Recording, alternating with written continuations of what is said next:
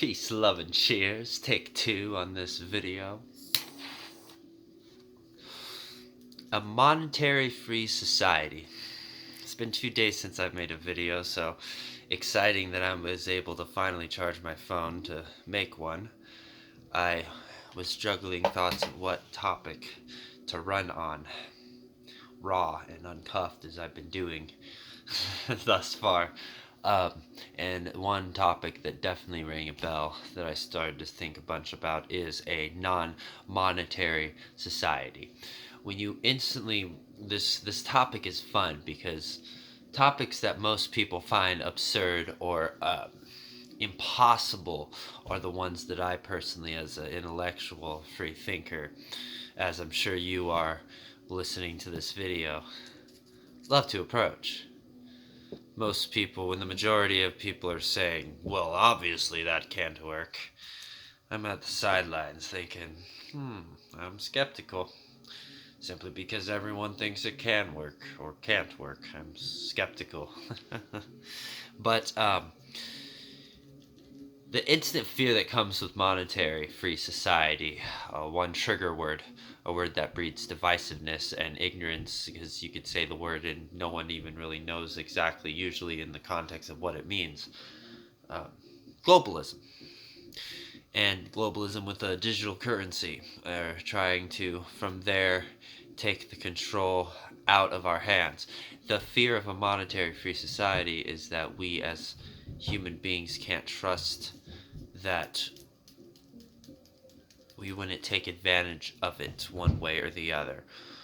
But here's the reality, is that we have all the solutions. And don't take my word for it, but we live in the 21st century, whatever that means, where we have progressed so much with technology that arguably, with how much classified information is out there, I've heard one statistic, and of course it's just the statistic, it's not absolute, but the industrial military complex, for instance, is usually around 50 to 100 years ahead of progression in technology than what is out in the consumer market.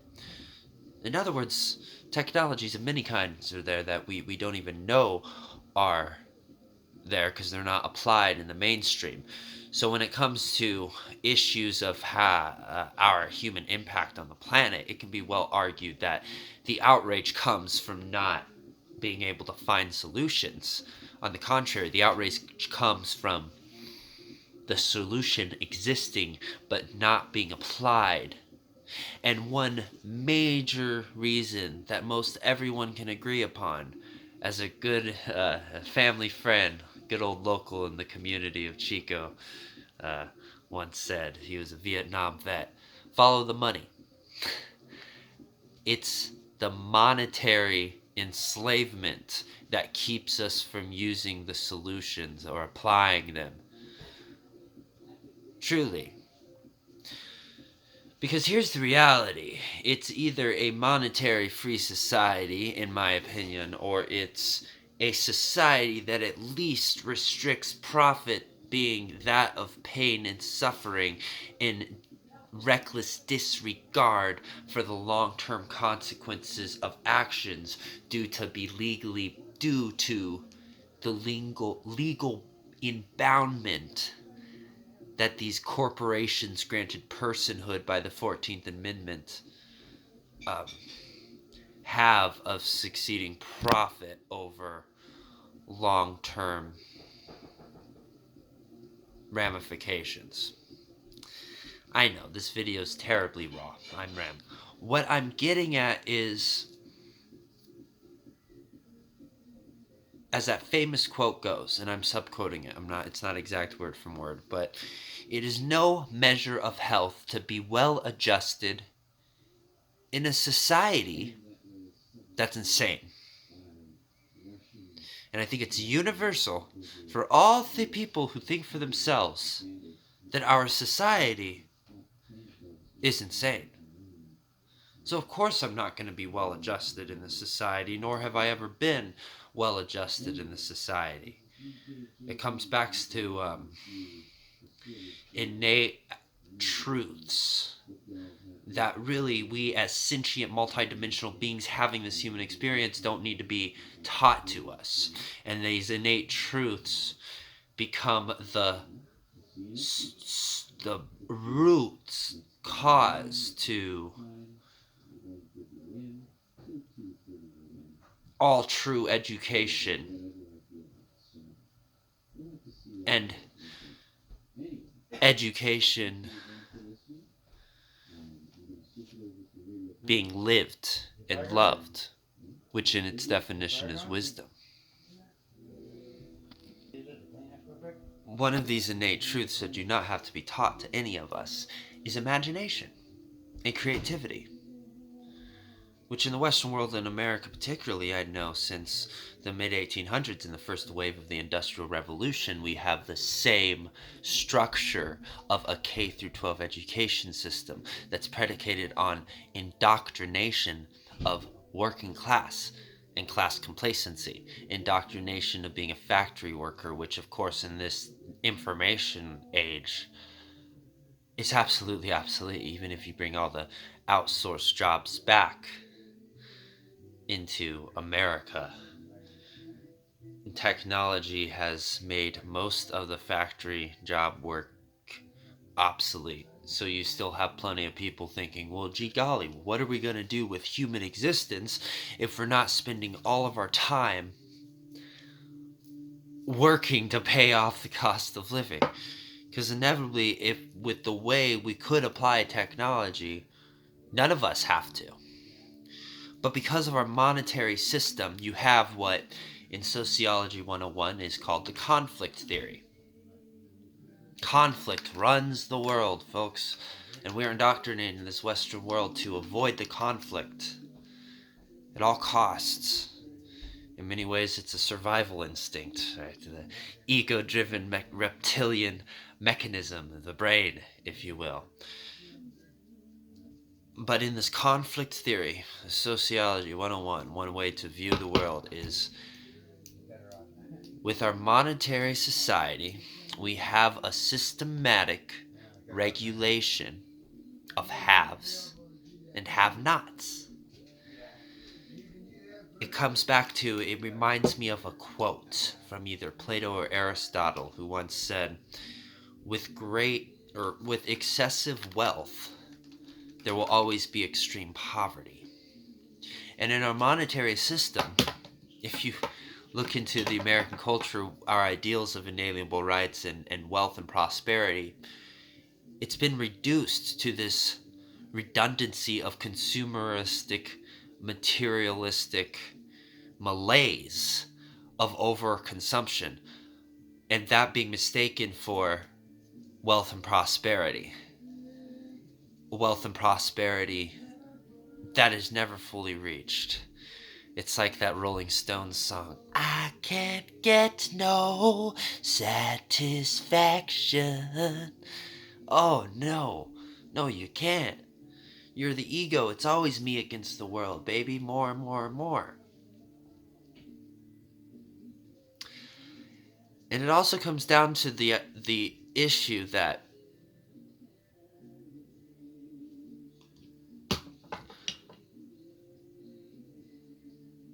the lifestyle of wealth in its excessive form cannot be without the predication of pain and suffering and people being impoverished. Poverty is no accident. It is systematically designed. Right. And a lot of that's with the monetary system. Follow the money. As this African-American Vietnam vet, Carl, such a cool guy, would always tell me, follow the money. Because that's where the corruption system stems from. Till my grave.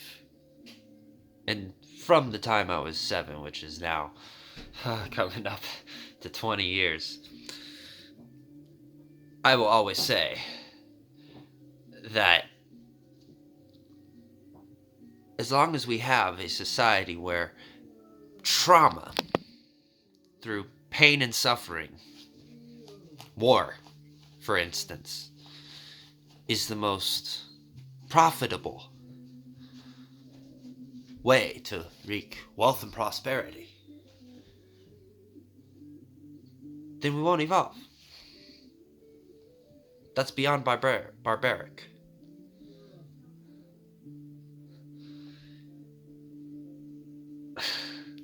I'm a sentient, multidimensional being, having this human experience first.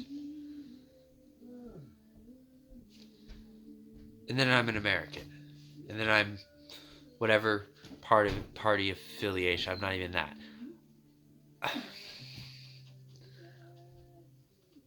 I love the values of America, as in the intrinsic ideas of inalienable rights. But the fact of the matter is, our values in our country has been completely predicated and built on trauma. And it has a system in place that we have today. It's just in a more sophisticated form. That is to say, it's a system of enslavement, but it's more sophisticated because it's a social order where we're convincing ourselves we're not enslaved. It's like the second page or third page in 1984. Freedom equals slavery, and war equals peace, right? Or love equals hate.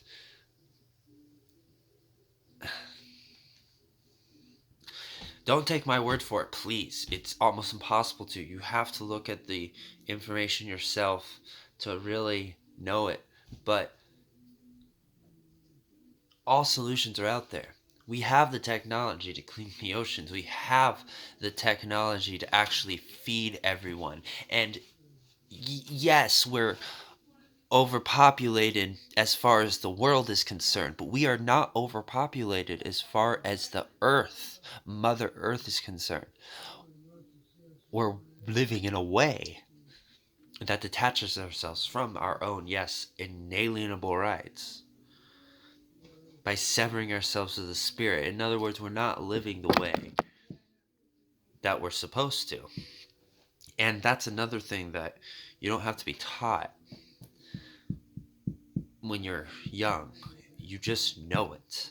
I don't care who you are, and I know for a fact it's true if you're listening to this video. But to be human is to know, ever since you were born on this planet, and you're able to start asking the age-old universal questions every sentient being asks. Why are we here, and our place in the galaxy and stuff? You always have that inkling that there's so much more to existence than we are currently embodying and living. As Morpheus in the Matrix would say, it's the sliver in your mind. The Matrix is everywhere. You can't escape it. That's what that feeling is. Dare I say, to actually have a monetary free society is to break free from the Matrix, which there is no true breaking free from. We're the co-creators of it. And the Matrix is what we co-create and manifest it to be. Right now, the Matrix is that of tyranny and power over others, and haves and have-nots, because we unconsciously consent our power away. We have for millennia on end. And we've created the most sophisticated version of it. We're already free, as Sartre would say. Freedom is to live, it's to exist, it's to be.